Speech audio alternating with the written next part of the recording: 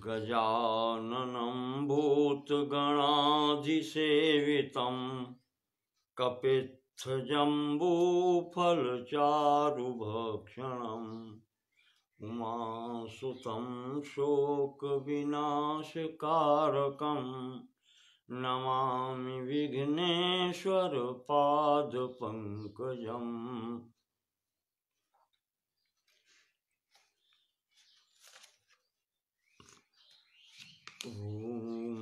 यं ब्रह्मा वरुणेन्द्ररुद्रमरुतः स्तुन्वन्ति दिव्यैस्तवैः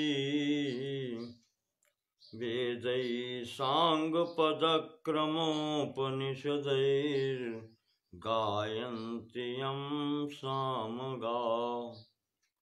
ध्यानावस्थिततद्गतेन मनसा पश्यन्ति यं योगिनो यस्यान्तं न विदुः सुरासुरगणा देवाय तस्मै नमः।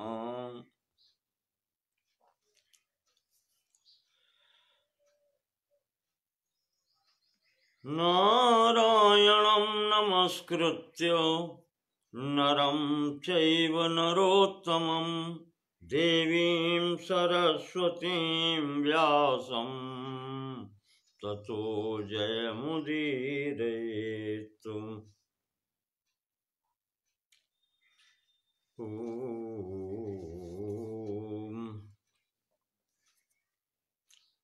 कल हमने आपको शांति पर्व के अंतर्गत 110वें अध्याय तक की कथा सुनाई आपको,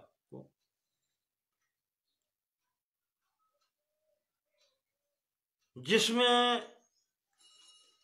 परिवार के अंतर्गत जो स्थितियां आती हैं भगवान कृष्ण के पूछने पर नारद जी ने जो बताया वो आपको बतलाया, और अंत में जाकर के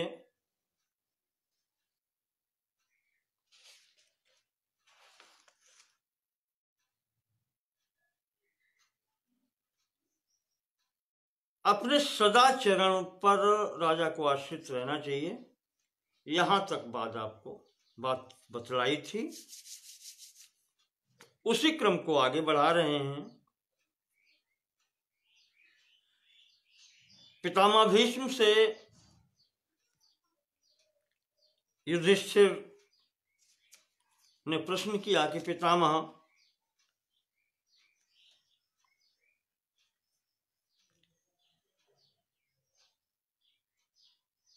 संसार में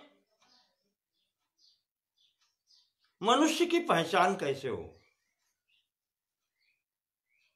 असौम्या सौम्य रूपेण, असौम्य अंदर से बहुत कठोर, पर सौम्य रूपेण ऊपर से बहुत सौम्य दिखाई पड़ते हैं, बहुत मुलायम कोमल स्वभाव के दिखाई पड़ते हैं। सौम्याश्चा सौम्य दर्शना, कुछ व्यक्तित्व ऐसे हैं कि जो अंदर से कोमल स्वभाव के हैं पर ऊपर से दर्शन उनका कठोरतम स्वरूप में होता है।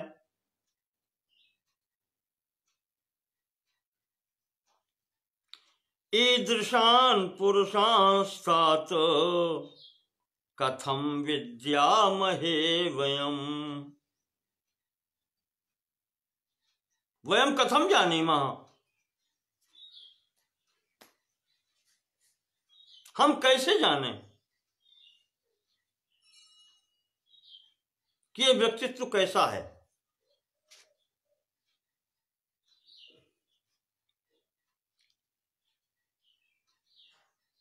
तो भीष्म पितामह जी कहते हैं कि युधिष्ठिर,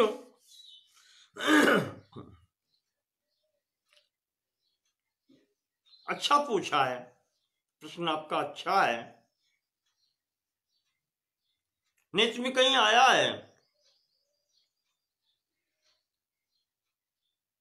कि केचिद् केचित् मृगमुखा व्याघ्रा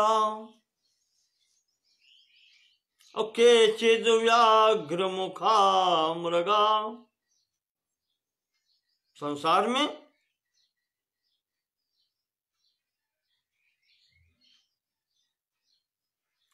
मृग के समान स्वभाव वाले पर दर्शन में व्याघ्र के समान कठोर, और कुछ ऐसे कि व्याघ्र के समान कठोर स्वभाव वाले पर देखने में बहुत मृदु, मृग के समान सीधे। का संसार में पग पग पर ऐसे लोग मिलते हैं, इनकी पहचान कैसे हो? विश्वस्तम पदे पदे, विश्वास नहीं किया जा सकता कहीं पर। तो भीष्म जी कहते हैं कि इस विषय में एक प्राचीन वृत्तांत हम तुम्हें सुना रहे हैं। एक व्याघ्र शेर और एक गोमायु यानी श्रृगाल, जंबुक, गीदड़, इनके बीच में संवाद हुआ है, वो मैं आपको बताता हूं।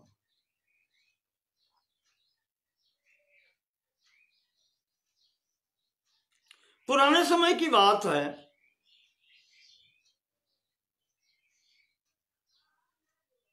पौरिक नाम का एक राजा था।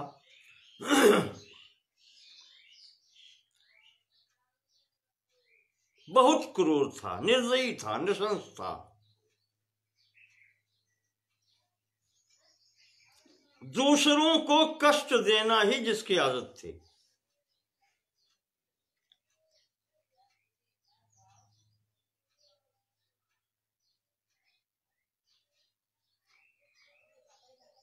ऐसा राजा था। बाद में मरकर उसको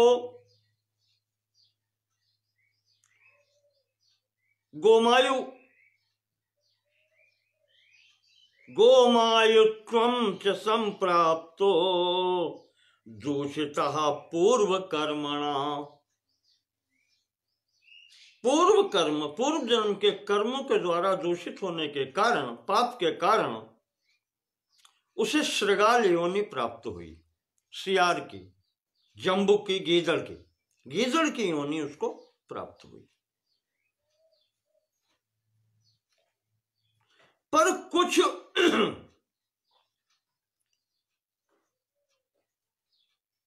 ऐसे कार्य भी हुए थे जिनके कारण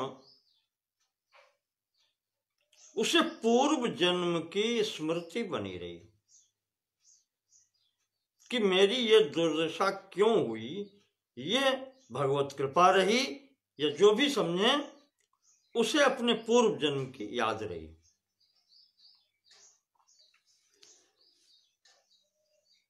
तो गीदड़ के कुल में उत्पन्न होने के कारण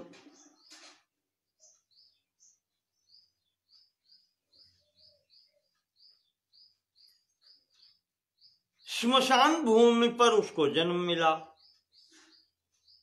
वही उसका घर बना, और परिवार में भी वही गीदड़ है। पर ये जो अपने पूर्व जन्मों का विचिंतन करता है,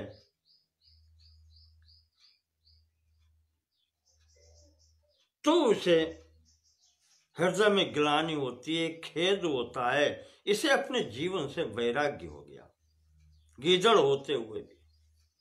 तो इसने वो अपने सभी कार्य छोड़ दिए जो गीदड़ की योनि में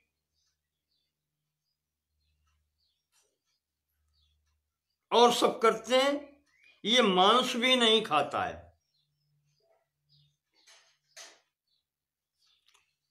अधिक क्या कहें कि दूसरों का दिया हुआ भी सेवन नहीं करता है। स्वयं खाना और लाना और मारना ये तो बात छोड़ दें, तो ये दूसरों का दिया हुआ भी न तो खाता है और बिल्कुल उनसे दूर रहता है। अहिंसा सब सर्वभूतेषु, किसी भी प्राणी को कष्ट नहीं देता। सत्यवाक सुदृढ़ व्रतः, सत्यवादी हुआ, अपने व्रत पर स्थित रहने वाला। सचकार यथा कालम आहारम पतितै फलै, फिर खाएगा क्या? तो पतितै फलै,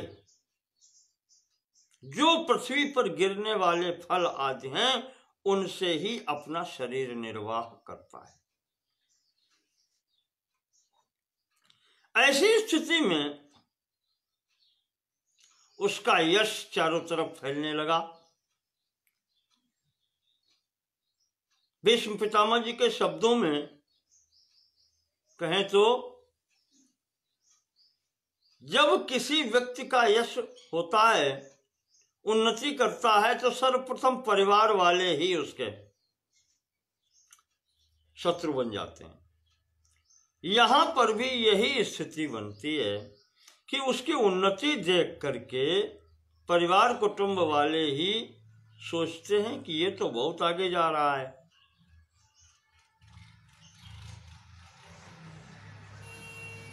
तो उन्होंने उसके व्रत में विघ्न करना प्रारंभ कर दिया।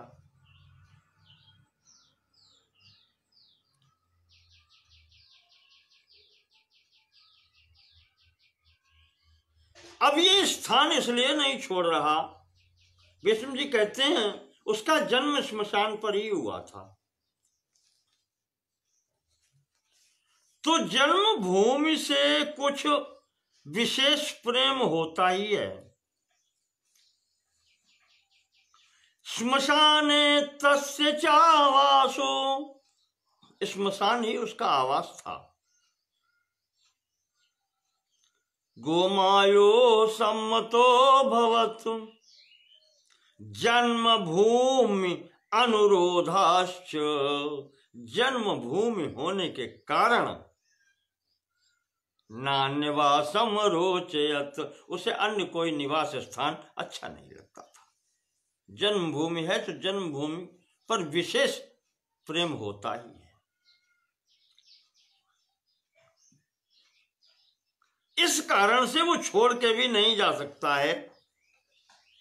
तो कुटुंबियों ने, भाइयों ने उससे कहना प्रारंभ किया कि तू तो जंबुक है, गीदड़ है मेरी तरह, इतना ये व्रत क्यों करता है? और जैसे हम रहते हैं वैसा रहे। हमारा परिवार मांस के ऊपर निर्भर रहने वाला है और तू त्याग करके इधर उधर अन्य अन्य व्रत करता घूमता है। इससे क्या लाभ है? शरीर को सुखाने से क्या लाभ है? उचित नहीं है ये। अरे ठीक है, तू नहीं ला सकता, मैं ला दूंगा भोजन तेरे लिए, तो यहीं बैठ के खा।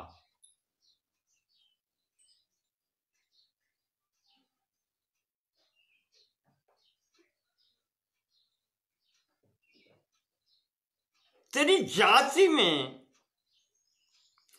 जो प्रथाएं प्रचलित हैं, जो कार्य होते हैं, वो कर। क्यों डरता है? तुझे किस बात का डर है?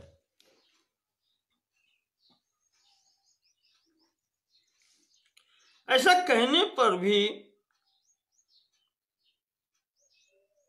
वो शांत रहता है।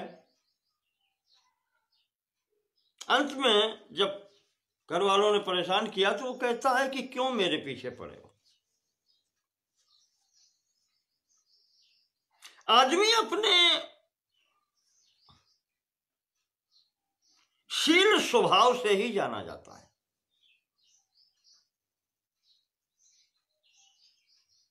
और जैसा शील स्वभाव तुम लोग प्रदर्शित करते हो, इसी कारण से तुम्हारा कोई विश्वास नहीं करता।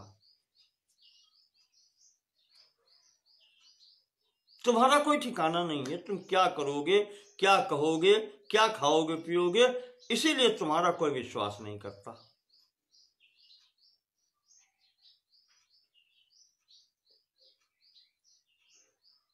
तो ये मैं तो नहीं कर सकता, मैं तो वही करूंगा जिससे अपने वंश की कीर्ति हो, हम पर लोग विश्वास करें। मैं ऐसा बनना चाहता हूं।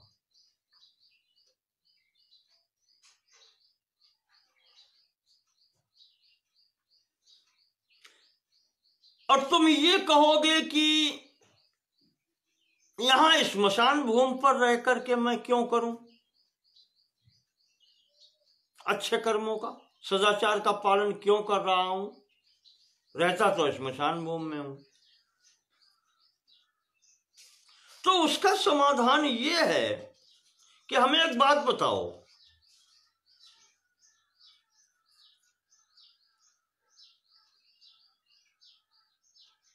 जंगल में जाकर के तपह भूमि पर जहां तपस्या की जाती है, या तीर्थ स्थान में जाकर के कोई जीव गौ हत्या, ब्राह्मण हत्या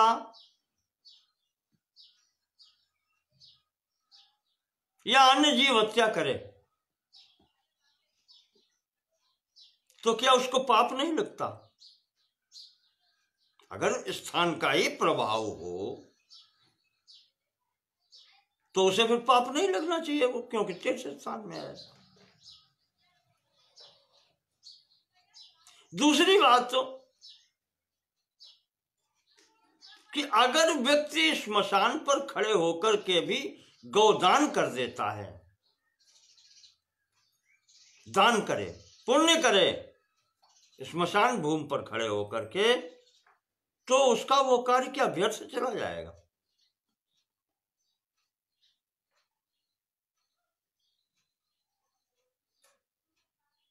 व्यर्थ तो नहीं होगा।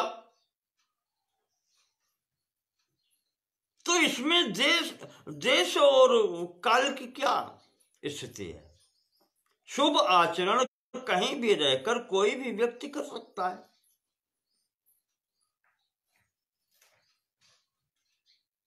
शुभ कर्मों का फल शुभ मिलेगा, अशुभ कर्मों का फल अशुभ मिलेगा।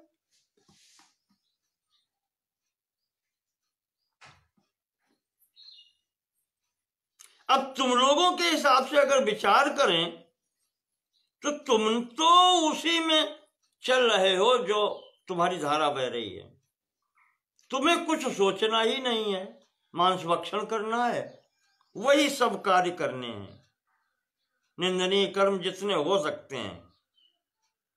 और कहा कि निंदनीय कर्मों के फल स्वरूप में ही हमें ये योनि मिली है, और यहां रहकर के भी अगर हम वही कर्म करते हैं तो आगे क्या होगा, कभी विचार किया है?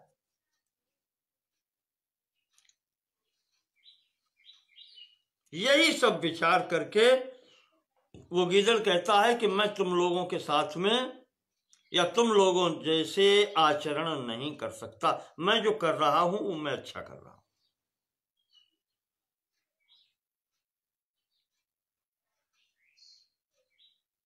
इस प्रकार से कहकर के वो मौन हो जाता था और अपना पूर्ववत आचरण करता है।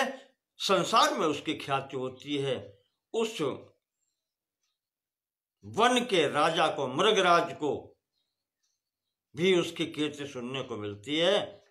तो मृगराज व्याघ्र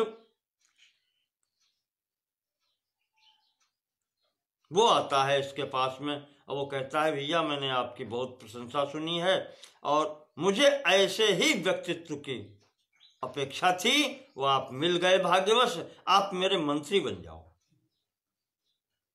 मैं आपको मंत्री पद पर नियुक्त करता हूं, मैं राजा हूं यहां का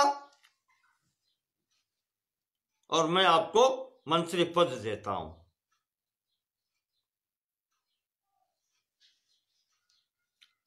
इतना जब कहा तो वो गीदड़ बोलता है कि महाराज सब अच्छा है, जो आपने कहा है, जो आपने मेरे लिए कहा है, ये आपकी उदार बुद्धि है।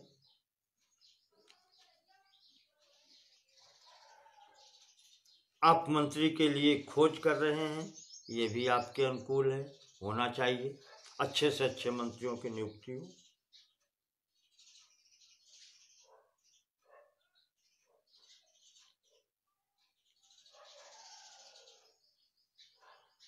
राजन, मेरी स्थिति दूसरी है। मेरे से आपके कार्य की सिद्धि नहीं हो पाएगी, क्योंकि मैं दूसरे मार्ग पर चलने वाला व्यक्ति हूं। मैं आपके हर बात की पूर्ति नहीं कर पाऊंगा, इसलिए आप अपने जैसा मंत्री ढूंढें, मेरे पीछे न पड़े, क्योंकि मुझे संतोष के सिवाय और कुछ आता नहीं। न मुझे कुछ सुख चाहिए, न भोग चाहिए। तो ऐश्वर्य की तो बातें क्या है, उसकी तो आवश्यकता उसी को होती है जिसको सुख चाहिए, भोग चाहिए। मुझे कुछ नहीं चाहिए, मैं संतुष्ट हूं। संतुष्टा येन केन चित, जो मिल जाए।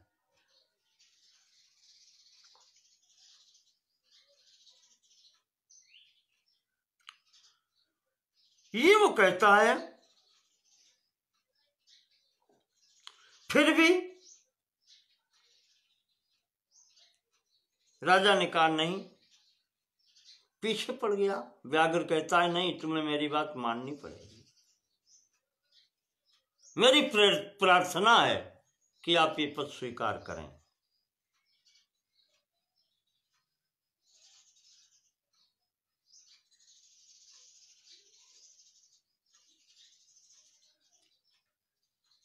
जब उसने अधिक कहा तो वो गीदड़ कहता है कि राजन, मैं उस, कहना चाहिए कि जाति में उत्पन्न हुआ हूं जिसके कारण आपके अन्य मंत्री लोग मुझे सहन नहीं कर पाएंगे और आप मुझे ले चलेंगे। ठीक है, ये आपकी मानता है, पर वहां पहुंच करके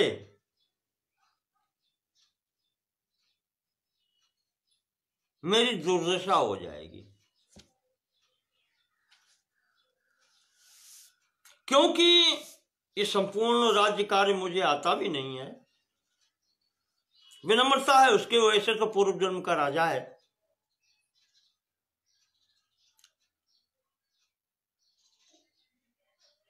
कहा कि आपके यहां जो अन्य लोग हैं उनकी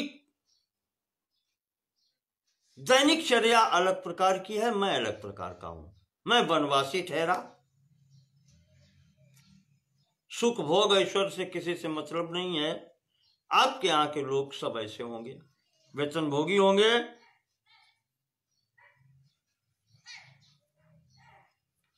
और राजन, एक बात ये होती है कि वो कितने भी ऐश्वर्य सुख संपन्न हो, कर्मचारी कोई भी हो, राजा से सब भयभीत रहते हैं।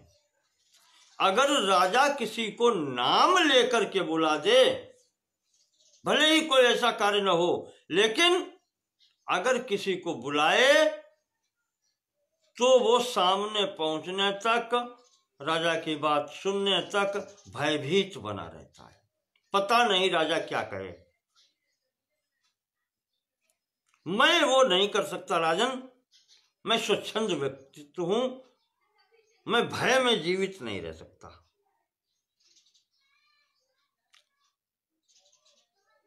और राजन, ये भी हो सकता है आप मुझे वहां ले जाकर के बिठा दें और जिनकी आजीविका में, वृत्ति में बाधा हो, वो मेरे पीछे पड़ जाएं। व्याघ्र पूर्व आश्वासन देता है कि ऐसा कभी नहीं होगा।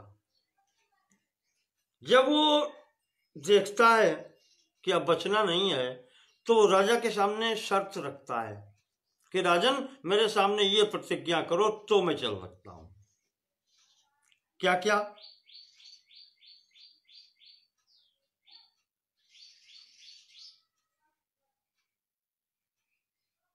कि आप मुझे मंत्री बना रहे हैं तो मुझे फिर वही सम्मान मिलना चाहिए जो मंत्री का होता है। दूसरी बात, मेरे जो परिजन हैं उनको अभयदान देना पड़ेगा। उनको भी आप सताएंगे नहीं। जो मेरे आत्मीय जन हैं, परिजन हैं,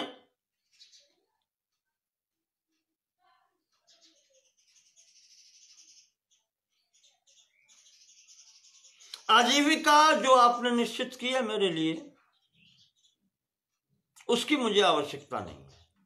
वो आपके पास रहे, आप अपने पास रखो।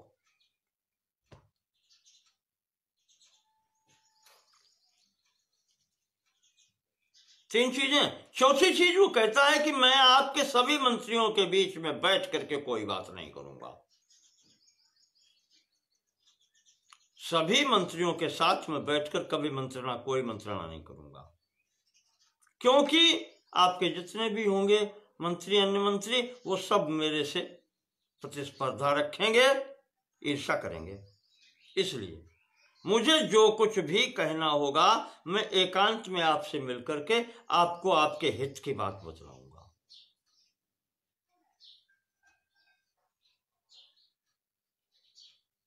और यहां भी महाराज आपको एक प्रतिज्ञा करनी होगी कि मैंने यदि किसी के विषय में, चाहे वो मंत्री ही क्यों न हो, अन्य मंत्री, उसके विषय में मैंने सब प्रमाणित बात आपके सामने रखी और उसने कितना भी भयंकर अपराध किया हो तो आप उसे प्राण दंड नहीं देंगे।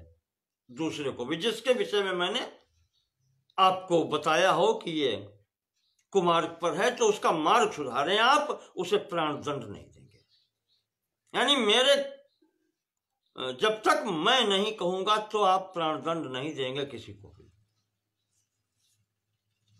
ये सब शर्तें उसने रख दी।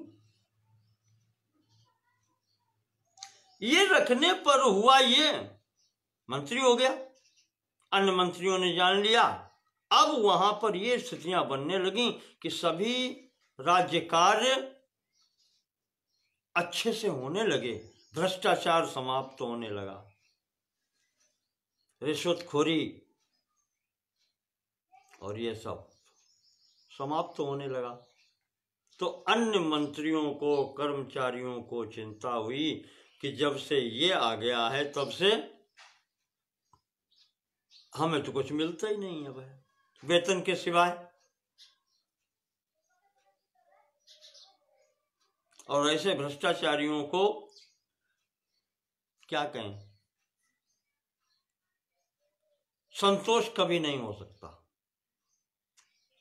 यदि व्यक्ति अपने आजीविका के फलस्वरूप जो धन मिलता है उसमें निर्वाह करना सीख ले तो न तो उसे संसार में कहीं भय हो सकता है और न उससे संसार को भय होता है। सब कार्य सुचारू रूप से चलते हैं। आपको प्रथम बताया था कि सृष्टि के प्रारंभ में ही संपूर्ण अधर्म वहीं से प्रारंभ हुए जब सर्वप्रथम एक व्यक्ति के अंतर्गत लोभ का प्रादुर्भाव हो गया। यह लोभ पाप कर मूल, ये पाप की जड़ है।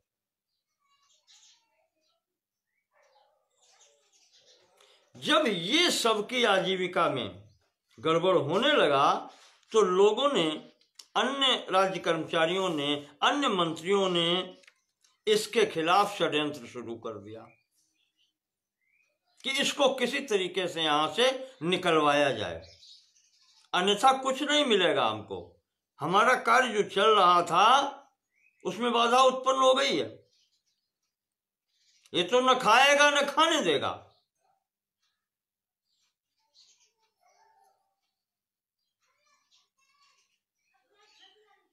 ये सोच करके अंत में उन्होंने उपाय निकाला कि राजा को जब भूख का समय हो, जो उसको खाने को मिलता है, ये वहां से चोरी करके वो मांसांश जो राजा खाता है, व्याघ्र या शेर, शार्दूल, ये वहां से उठा करके इसके घर में रखवा दिया गया।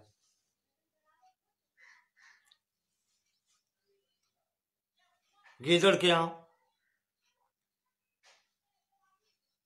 स्थिति ये बनी, जब भूखा हुआ शेर घर पर भोजन के समय में आहार की स्थिति होती है तो अन्य मंत्री कहते हैं कि महाराज यहाँ तो आपके खाने के लिए कुछ भी नहीं है।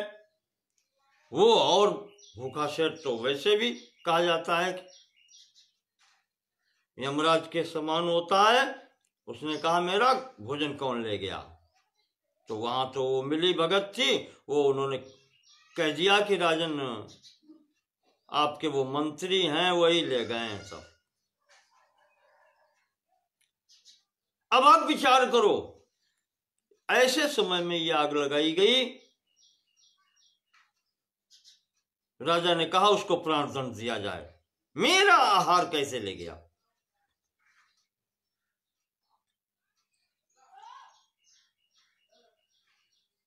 तो वो गीदड़ भी अब तो डरना तो ही है राजा की अप्रसन्नता है,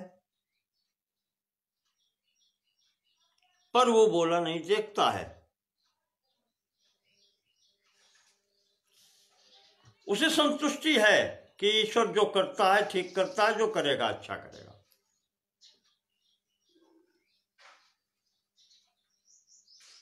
इधर स्थिति ये बन गई कि इस मंत्री को प्राणदंड दे दिया जाए।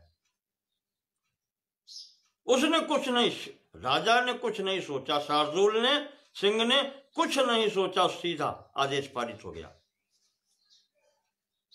विपक्षी खुश हो गए, वो तो यही चाहते थे कि यह हटे, हमारा काम चले, जैसा पहले व्यापार चल रहा था चले।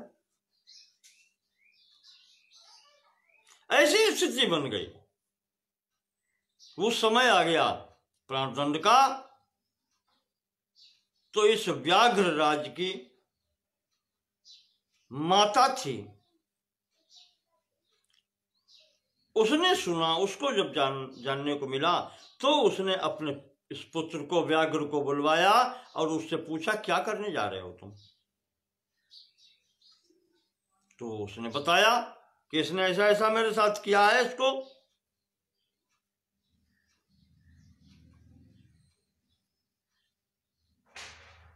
तो माता कहने लगी बेटा, किसी के प्राणों को संकट में डालने का तुम्हें अधिकार क्या है? इस मंत्री की नियुक्ति तुमने की है और इसके घर जाकर के बुला के लाए हो। उसकी इच्छा नहीं थी, उसने अब तुम्हारे आदेश का पालन करने के लिए यह वृत्ति स्वीकार की।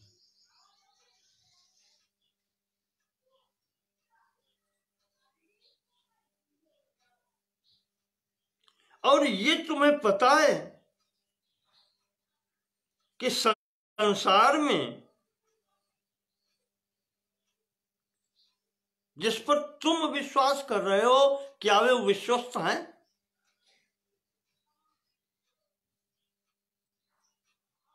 इसको तुमने नियुक्ति की है, व्यवहार आचरण आज सब कुछ देख करके।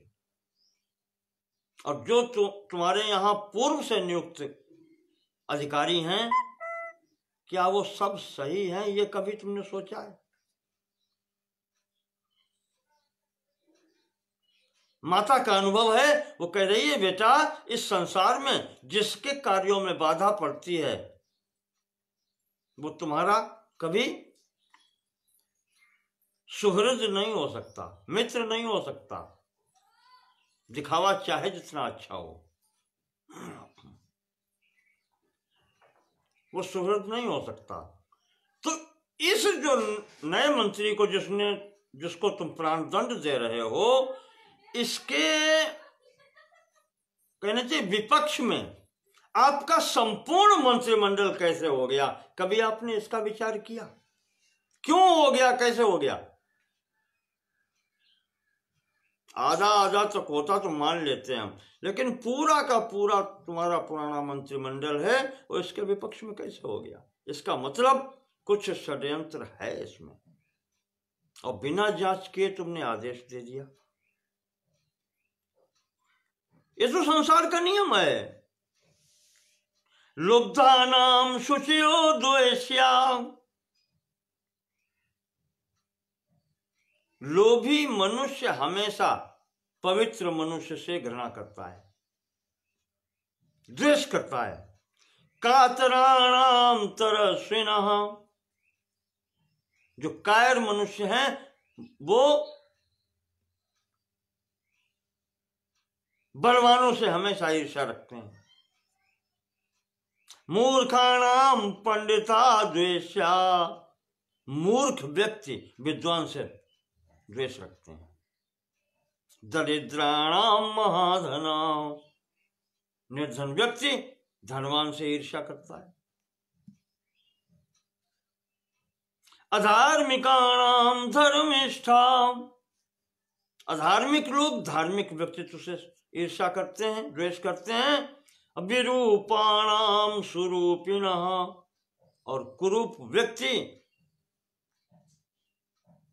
रूपवान व्यक्तित्व से द्वेष करता है। और ऐसे व्यक्तित्व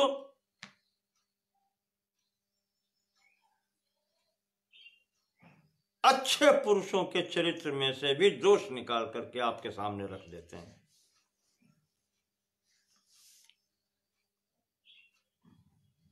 निर्दोष व्यक्ति में भी दोष निकाल के आपके सामने रख देंगे, क्योंकि वो अकेला रह गया है। जहां एक ही हो, विरोधी विरोध का पात्र और संपूर्ण एक तरफ हो जाए तो फिर विचार करना चाहिए।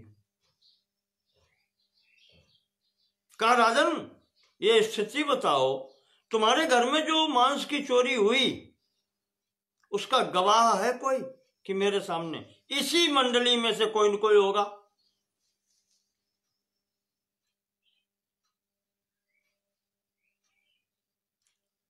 सब उसी मंडली के हैं, गवाह भी उसी मंडली का, शिकायतकर्ता भी उसी मंडली का, और वश नहीं है, नहीं तो जज भी उसी मंडली का होता, क्योंकि न्यायाधीश, प्रधान न्यायाधीश तुम हो, और तुम्हारे अधिकार का कोई अतिक्रमण कर नहीं सकता। पर ये तो सब जुटा सकता है, साक्ष्य और सब।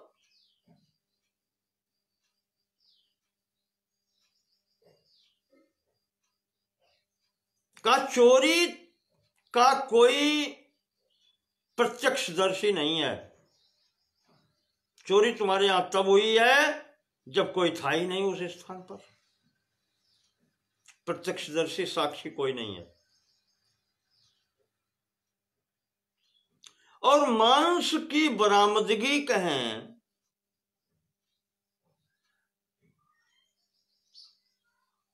जो दिखाई गई है वो ऐसे व्यक्तित्व के यहां से दिखाई गई है जिसके बारे में दुनिया जानती है कि वो मांसाहार करता ही नहीं है, जिसको तुम इसी आधार पर लाए हो। शुद्ध आचार विचार वाला व्यक्तित्व है।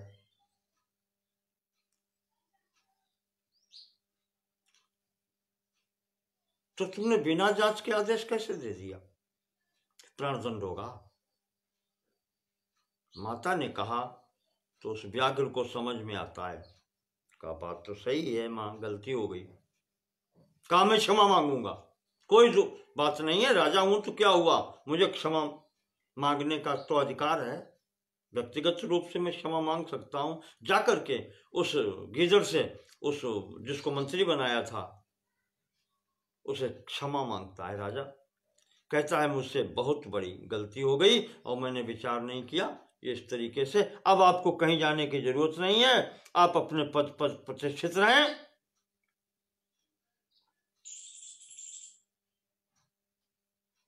हमें आपसे कोई शिकायत नहीं।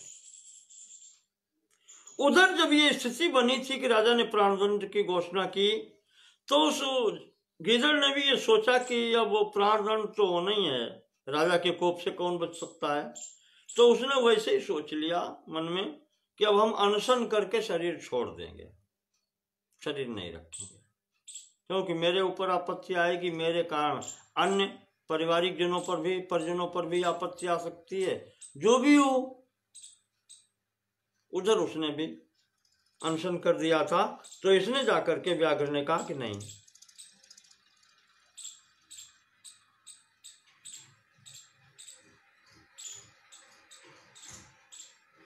बहुत कहने पर उसने अपना अनशन तोड़ा।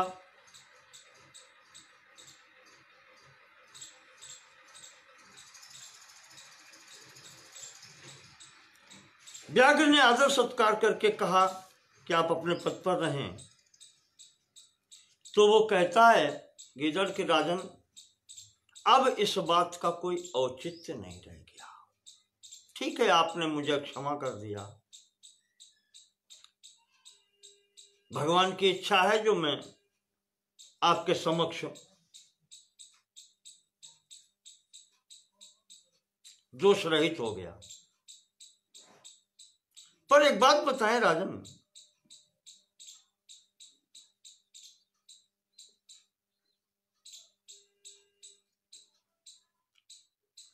जो व्यक्ति अपने पद से च्युत कर दिया जाता है, हटा दिया जाता है, जिसका अपमान कर दिया जाता है, जिस व्यक्ति को राजा पहले पुरस्कार दे और उसके बाद में राजा उसका अपमान भी कर दे,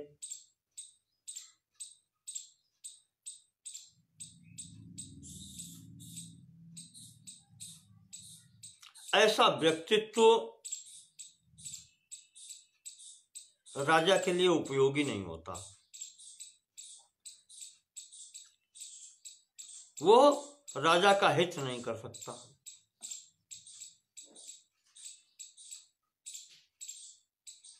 जो लोभी है, क्रोधी है, भयभीत है, जिसका सर्वस्व छीन लिया गया हो, आजीविका छिन गई हो, जिन्हें सताया गया हो, ऐसे व्यक्तित्व कभी राजा के अपने नहीं हो सकते। जिनको मान दे करके फिर उनका अपमान किया गया हो और फिर अपमान समाप्त करके फिर मान प्रतिष्ठा दी गई हो, कहा वो होता नहीं। दुखेन श्लिष्यते भिन्नम, का प्रेम की जो बंधन होता है दो व्यक्तियों के बीच में, वो बहुत कठिनाई से टूटता है। प्रेम अगर है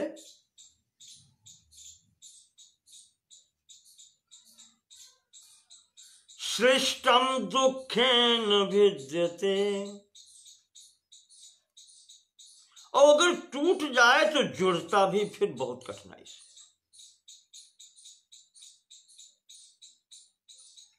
और जो ये बार टूटना और बंधना बार बार को हो तो वहां प्रेम नहीं होता राजन, दिखावा होता है। प्रेम हो ही नहीं सकता। रही मन धागा प्रेम का, मत तोड़ो चटकाए, और टूटे से फिर ना जुड़े, और जुड़े गांठ पड़ जाए। का राजन, वो जो गांठ पड़ जाती है वो बहुत दुखदायी होती है। इसलिए अब मैं यहां पर रह नहीं सकता।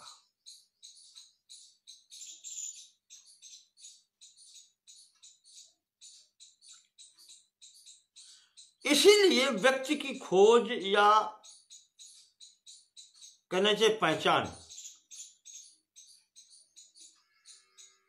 एक बार करने के बाद में बार बार पहचान करने के चक्कर में नहीं पड़ना चाहिए, क्योंकि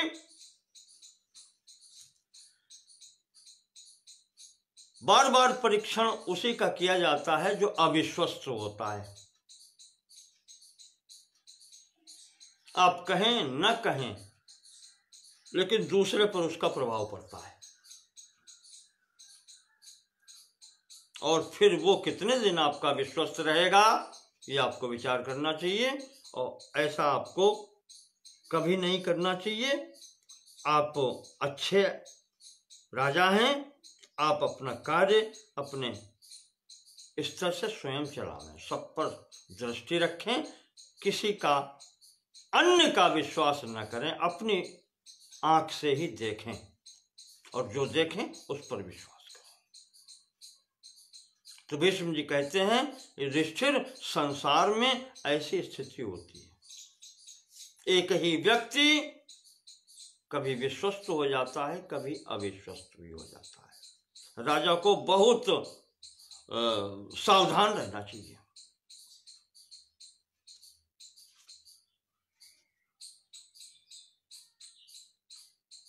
तब आगे फिर युधिष्ठिर ने पुनः प्रश्न किया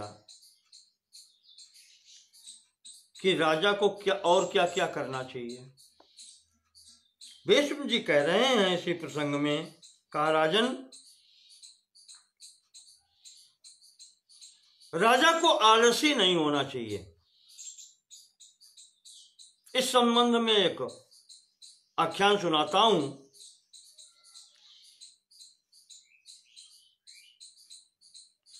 सतयुग के समय में एक परम धार्मिक ऊंट था। शिक्षा देने का तरीका है कहानी कहने का। जैसे यहां गीदड़ परम धार्मिक हो गया, अपने यहां भी कहानियां चलती हैं इस प्रकार से। कथा सरित सागर और ये पुस्तकें जो हैं जिसमें ऐसे जानवरों की कथाएं आई हैं, तो चलो हम इस बात मान लेते हैं कि प्राणी मात्र में कहीं भी कोई भी धार्मिक हो सकता है।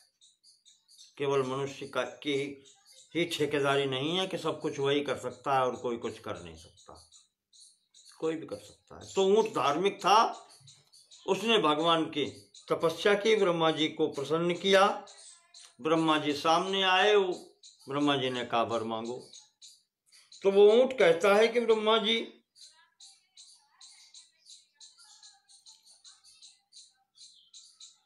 मुझे और तो सब ठीक है, भजन आपका होता है, भक्ति भाव में मैं रहता हूं,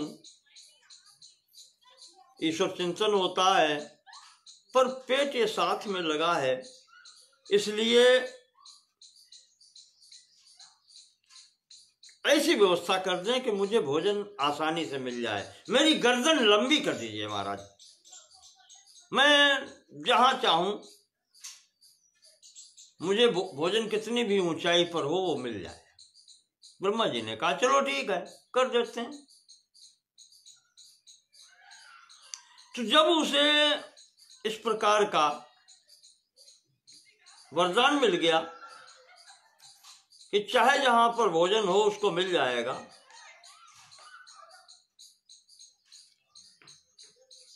तो सचकार तदालस्यम वरदानात् सुदुर्मति। ईश्वर चिंतन के समय ऐसी स्थिति होने के कारण उसको वरदान मिला, लेकिन उसका उसने दुरुपयोग करना प्रारंभ कर दिया। अब वो कहीं जाता ही नहीं है, वो आलसी हो गया। जहां बैठा है वहीं से लंबी गर्दन करके वो भोजन तलाश कर लेता है, खा लेता है। कहते हैं कि युधिष्ठिर एक दिन ऐसी स्थिति बनी कि उसने इतनी लंबी गर्दन की, अपनी 100 योजन की गर्दन लंबी करके एक गुफा के अंदर से कुछ खा रहा था। ऐसे ही समय पर तूफान आ गया, जंगल का स्थान, पेड़ टूट गिरने लगे। अब 100 योजन की लंबी जब उसकी वो गर्दन हो गई तो कितनी जल्दी उसको समेटे, कैसे उसको फोल्ड करे।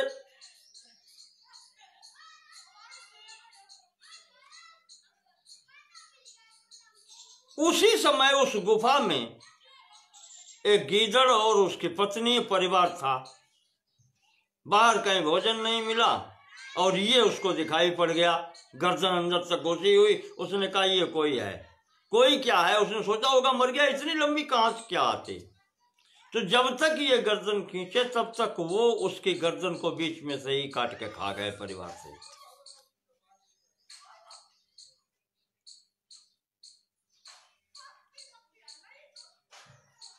सहत्वा भक्षयित्वा च तमुष्ट्रम जम्बुकस्तदा विगते वात वर्षे तु निश्चक्राम गुहामुखात्। जब तक ये आंधी तूफान चलता रहा उस जम्बुक परिवार ने खूब भरपेट भोजन किया और जैसे ही तूफान शांत हुआ गुफा से निकल के चले गए। एवं दुर्बुद्धिना प्राप्तमुष्येण निधनम तदा। इस प्रकार से इस आलस्य के कारण उस ऊंट की जान चली गई। कहा राजा को आलस्य नहीं करना चाहिए। प्रथम बात। दूसरी बात बताई कि युधिष्ठिर जब सामने शत्रु रूप में आपसे बहुत अधिक बलवान राजा हो तो आपको झुक जाना चाहिए,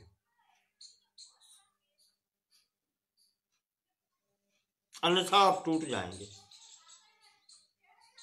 बलवान के शत्रु के सामने पहुंचने पर झुकना ही श्रेयस्कर है। और जो झुक जाता है, जैसे नदी के किनारे के जब नदी में बाढ़ आती है तो जो वृक्ष तन के खड़े रहते हैं वो टूट जाते हैं, गिर जाते हैं, बह जाते हैं धारा में। लेकिन किनारे पर रहने वाला घास का वृक्ष, बेत या सरकंडे, इनके वृक्ष जो झुक जाते हैं उनका बाल भी बांका नहीं होता और बाढ़ समाप्त होने पर वे तन के फिर खड़े हो जाते हैं। तो बलवान के सामने झुकना भी चाहिए राजन, इसमें कोई बुराई नहीं है।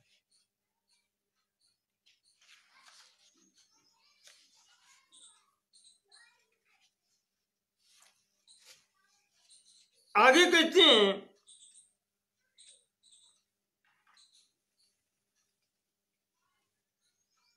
कि युधिष्ठिर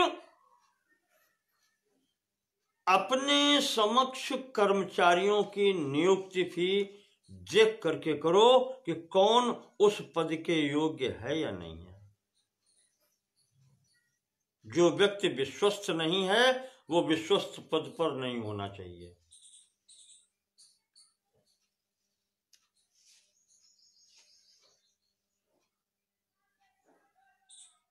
इस विषय में एक कहानी सुनाते हैं। भीष्म जी कहते हैं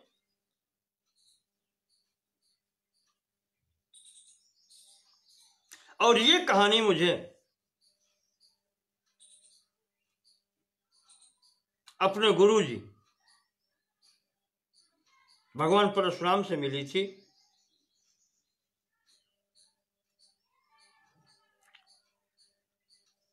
जंगल में एक तपस्वी थे, रहते थे वहां पर अरण्य में। उनके आसपास जंगल में और क्या जंगली जानवर आते जाते थे। महामुनि का स्वभाव अच्छा था। जब ये किसी को भय नहीं देते थे तो कोई प्राणी इनसे भी भयभीत नहीं होता था। सब आते थे वहां, सब चलते थे। ऋषि के पास आकर के भी बैठते थे। वही कहते हैं कि एक कुत्ता किसी गांव से आकर के ऋषि मुनि के आश्रम पर वहां रहने लगा। ग्रामीण कुत्ता।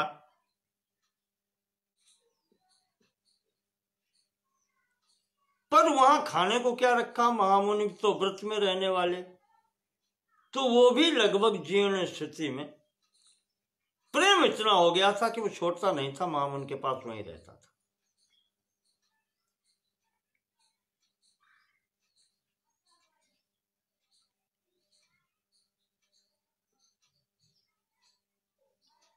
कहते हैं कि कुत्ते की और चीता ये आपस में दुश्मनी है।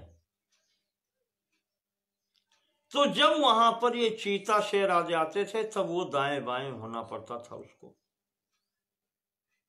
क्योंकि वो तो उसे काल के समान दिखाई पड़ता था।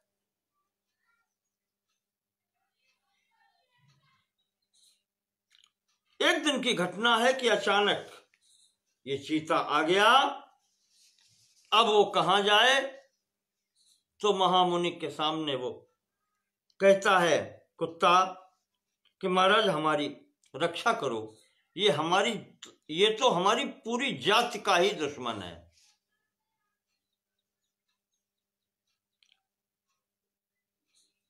ऐसा आप करें कुछ कि हमें इससे भय न हो, हमारी इच्छा पूर्ण करें आप।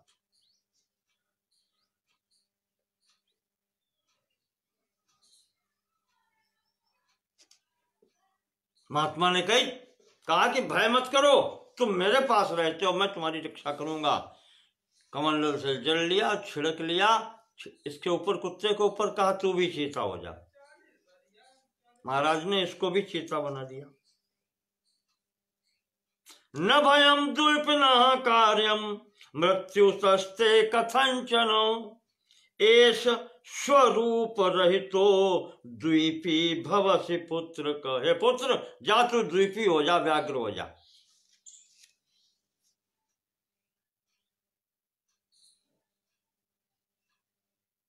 अब तो वो चीता बन गया।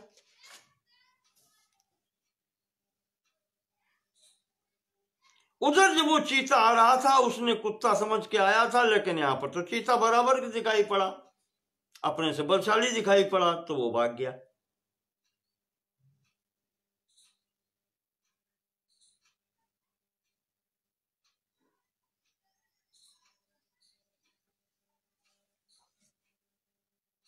अगले दिन, कुछ दिन के बाद में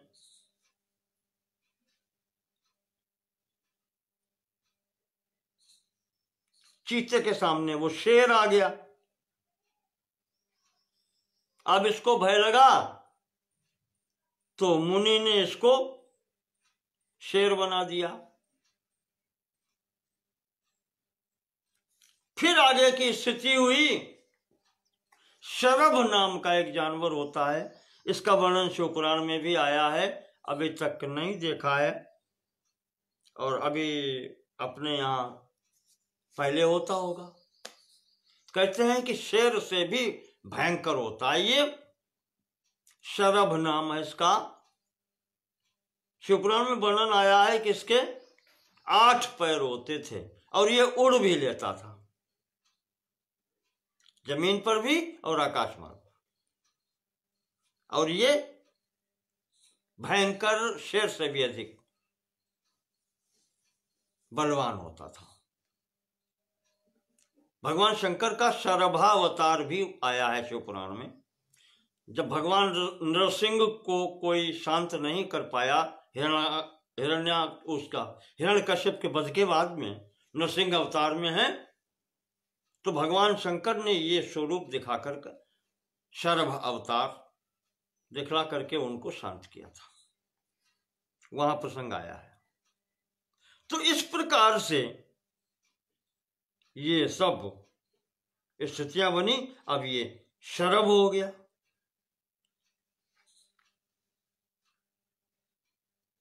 जब वो शरभ शरीर में पहुंच गया, अब वो देखता है कि मैं सबसे ताकतवर हूं। एक दिन बैठे बैठे उसके हृदय में विचार आता है कि मैं कुत्ता था, आज मैं शरभ हो गया हूं, सिंह से भी बलशाली हूं, आज मेरा सब पर अधिकार है। पर एक बात है,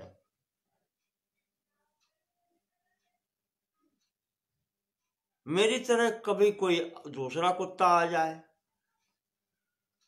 या कोई दूसरा जानवर आ जाए, पशु आ जाए, पक्षी आ जाए, और इस स्थिति में जैसे हमने ऋषि मुनि से इनसे प्रार्थना की और वो प्रार्थना करें और उसको भी ये हमारे जैसा शरभ बना दें, तब तो मेरे प्राण संकट में फिर पड़ जाएंगे।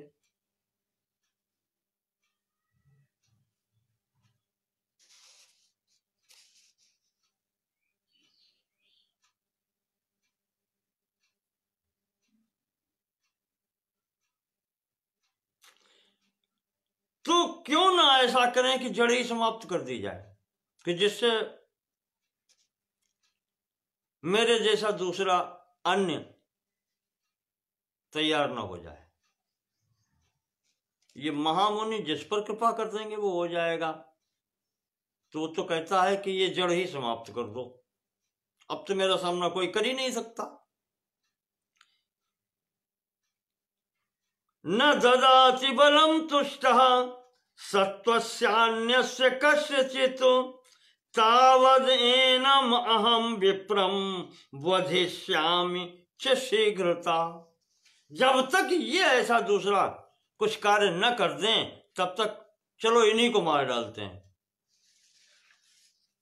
ये है उसने आपस में विचार, अपने मन में विचार किया।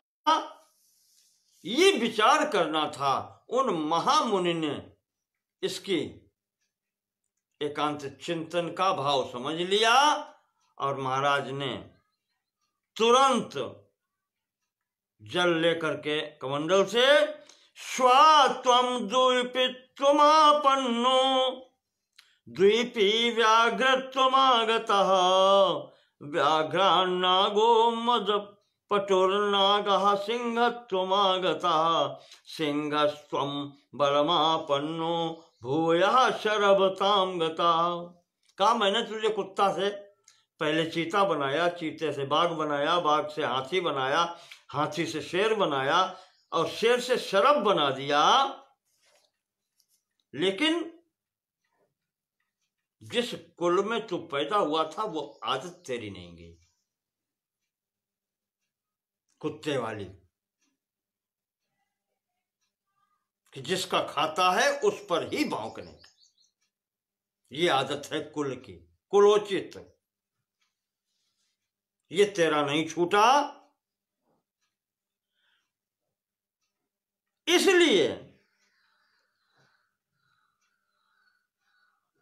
अब तो वही कुत्ता बन जा। तुझे इतना सब कुछ देने के बाद में भी अगर तेरे स्वभाव में परिवर्तन नहीं हुआ है तो फिर तू कुत्ता ही बन जा। तू इस योग्य नहीं है जो शरभ की योनि में रह सके। भीष्म जी कहते हैं ये कुल का ये सहज स्वभाव होता है, इसका कोई परिवर्तन नहीं कर सकता। इसीलिए कहा गया है कि नीतिवान कुलवान ऐसे व्यक्तित्वों को साथ में रखना चाहिए। कुल की परीक्षा यहां पर होती है, इसका शील स्वभाव क्या है।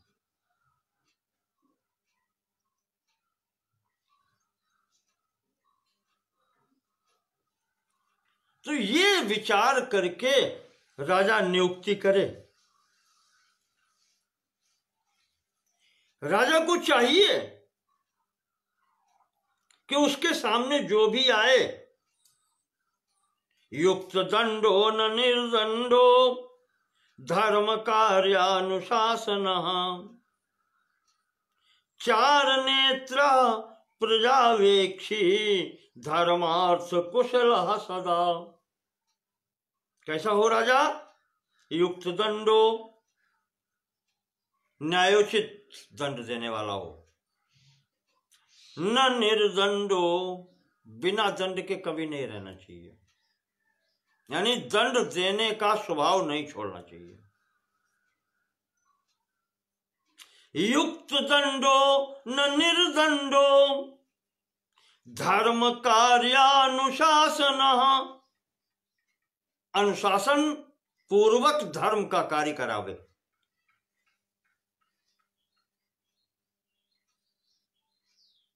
चार नेत्र, चार हमने उस दिन में बताया था, चार उसको कहते हैं गुप्तचर। प्रजा का हाल, राजा के नेत्र उसके गुप्तचर होते हैं, उनसे सर्वदा कार्य ले, उन्हीं से राजा अपने राज्य की देखभाल करे। प्रजावेक्षी, चार नेत्र प्रजावेक्षी, प्रजा की देखभाल इन गुप्तचर रूपी नेत्रों से करे। धर्मार्थ कुशल सदा, और धर्म अर्थ में कुशल हो।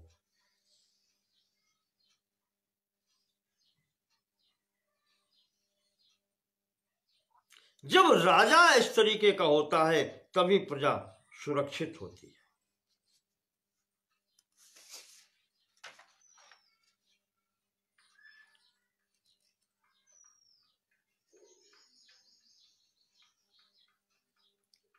इनके संबंध में यहां पर यही बतलाया है कि ऐसे राज्य कर्मचारियों को नियुक्त करे, सेना में कैसी भर्ती करे, वहां भी यही बतलाया गया है कि जो उग्र स्वभाव के हों, जो राजा को ही अपना सर्वस्व मानते हों, राष्ट्र रक्षा ही जिनका परम धर्म हो, न दैन्यम न पलायनम स्वभाव वाले हों, ऐसे व्यक्तित्व को रखना चाहिए। मूर्ख, दरिद्र, विद्याहीन ऐसे लोगों को, राजा को अपने पास नहीं रखना चाहिए।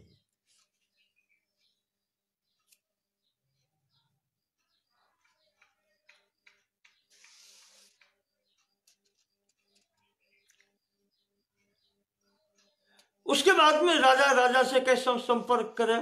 अभी आपको बताया कि जैसे अपने से बलवान राजा हो तो उसके सामने झुक जाना ही श्रेयस्कर है, उससे द्वेष नहीं करना चाहिए। कब दूसरे राजा से लड़ाई की जा सकती है, कब उससे संधि होनी चाहिए,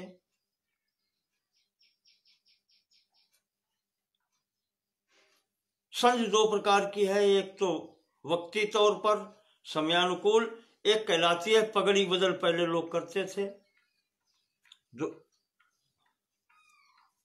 जो सर्वदा के लिए निश्चित होती थी, मित्र जिसका कहते हैं।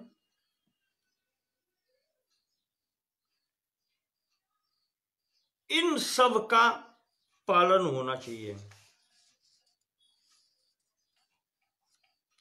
दंड की प्रक्रिया बताई। कोई व्यक्ति प्रथम अपराध करता है तो उसको चेतावनी देनी चाहिए। दूसरी बार अपराध अनजान में होता है तो छोटा दंड होना चाहिए। जानबूझ के अगर करता है तो उससे अधिक दंड होना चाहिए। और तीसरी बात में अगर वही अपराध होता है तो फिर उसके लिए पूर्ण दंड की व्यवस्था है। इसमें किसी भी प्रकार से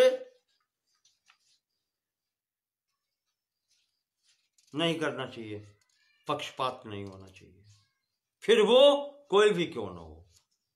आपको बताया था, फिर वो ब्राह्मण ही क्यों न हो, फिर वो अपने घर का ही क्यों न हो, अपना पुत्र ही और पुत्र ही क्यों न हो।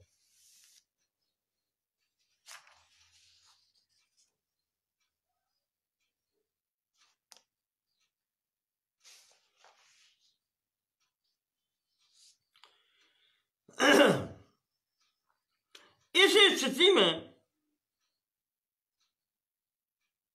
कहते हैं कि भीष्म जी कह रहे हैं कि राजन, जो इस प्रकार से अपना आचरण बना लेता है उसका फिर सब सम्मान करते हैं, उससे कभी पाप हो ही नहीं सकता।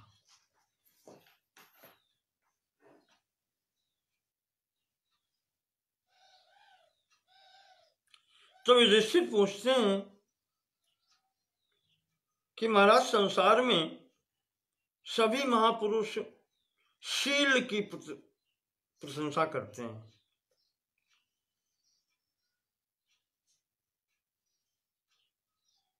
शील प्राप्त कैसे होता है? कथम तत्प्राप्यते शीलम श्रोतुमिच्छामि भारत, किम लक्षणम च तत्प्रोक्तम ब्रूहि मे वदतांबरो।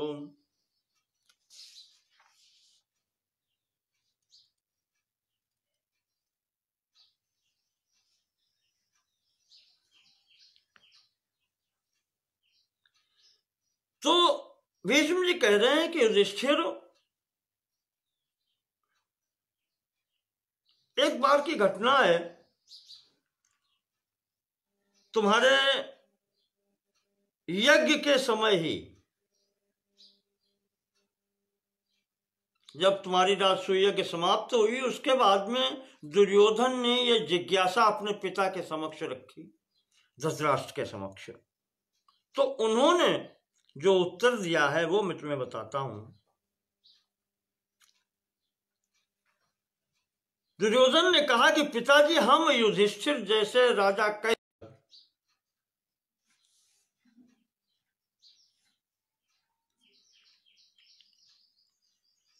तो धृतराष्ट्र ने कहा, दुर्योधन,